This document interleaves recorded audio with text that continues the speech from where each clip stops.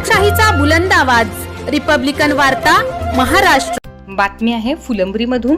फुलंब्री खुलताबाद रोडवरील किनगाव फाट्यावर 2 कार शेतात जाऊन पलटी झाल्याची घटना समोर येत आहे। याबाबत सविस्तर वृत्त असे की दिनांक 25 ऑगस्ट रविवार रोजी फुलंब्री तालुक्यातील किनगाव फाट्यावर एक MH20 GE 4821 क्रमांकाची कार व एक विना क्रमांकाची कार अशा 2 कार एकमेकांना ओव्हरटेक करत असताना दोन्ही कार रोडच्या खाली 15 ते 20 फूट लांब कपाशीच्या शेतात जाऊन पलटी झाल्या।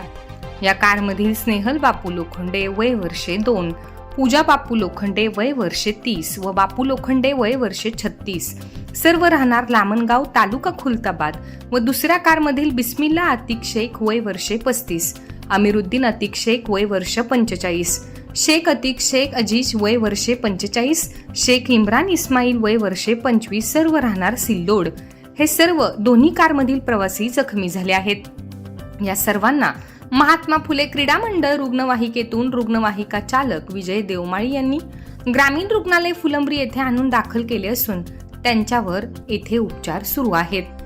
हा अपघात समजताच फुलंब्री पोलीस ठाण्याचे पोलीस उपनिरीक्षक श्रीनिवास धुळे व पोलीस वाहन चालक राजू तेलगोटे घटनास्थळी दाखल झाले होते।